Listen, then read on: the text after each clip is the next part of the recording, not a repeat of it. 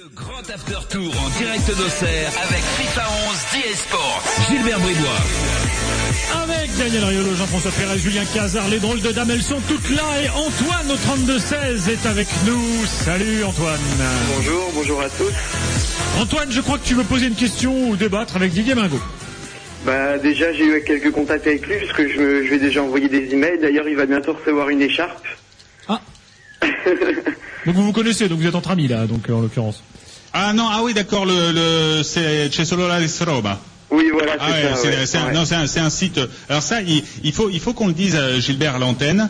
Il y a des sites en France. Alors en l'occurrence, Antoine s'occupe d'un site de supporters qui parle de l'AS Roma, mais il y en a beaucoup en France de gens qui sont des fans d'un club non français.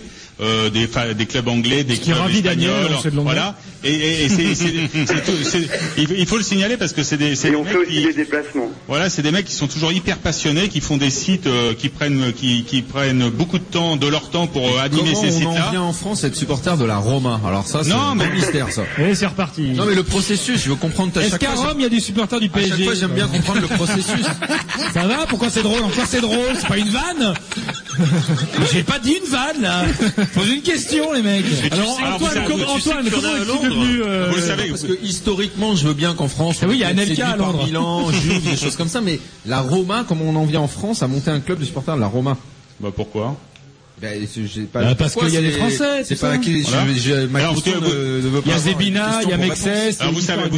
Vous savez que le très décrié ex-rédacteur en chef, même directeur de la rédaction de l'équipe, Jérôme Bureau, était un grand fan de la Roma, à tel point que dans son bureau à l'équipe, il avait un siège du Stade Olympique de Rome avec le maillot de Falcao dessus. Ah oui? Ouais. Voilà. Je ne savais pas. Quelle époque, Falcao. Voilà. Alors que Cazard, il a dans sa chambre un siège du parc avec le maillot de Cristobal. Bien sûr, de Cristobal. Et de Daniel Kennedy dans le dos. Bon alors Antoine, allons-y pour la question. Et personne l'a tué Kennedy. Enfin le nôtre en tout cas, personne l'a tué. On a essayé, on n'a pas réussi. Antoine. Bah déjà, est-ce que Didier pense que ça peut être pour la Roma un déclic ou que ça peut être entre guillemets un coup de chance quoi? Alors un coup de chance non, un déclic en sens inverse, en ce sens que si la Roma avait perdu contre l'Inter samedi soir, la saison de la Roma était terminée. Ça c'est une certitude et ça aurait pu même très très mal se passer. Donc cette victoire contre l'Inter au-delà des 3 points permet quand même de redonner confiance au groupe parce que c'est une victoire importante. Symboliquement, c'est super fort. Symboliquement, c'est important parce que c'est l'Inter, etc. Ça permet surtout d'effacer immédiatement l'énorme soirée de Brescia avec tout ce qui s'est passé, avec toutes les polémiques qu'il y a eu derrière. Donc c'est vrai que ça leur permet d'envisager avec une certaine sérénité les prochaines semaines et ça c'était important. Maintenant, ça change rien fondamentalement à mon avis sur ce que va être la saison de la Roma. Je pense que la Roma peut faire un exploit en terminant 4e de ce championnat. Voilà. Parce qu'il y avait beaucoup de malchance aussi, quand même, les blessures, Oui, non, mais c'était mieux.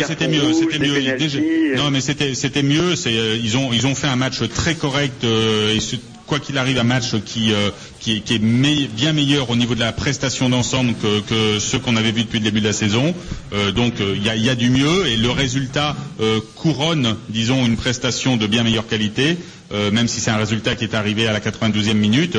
Maintenant, il faut pas passer d'une extrême à l'autre. Il fallait pas complètement enterrer la Roma avant ce match-là. Il faut surtout pas faire de la Roma un favori pour le titre après ce match-là. Les hommes du week-end,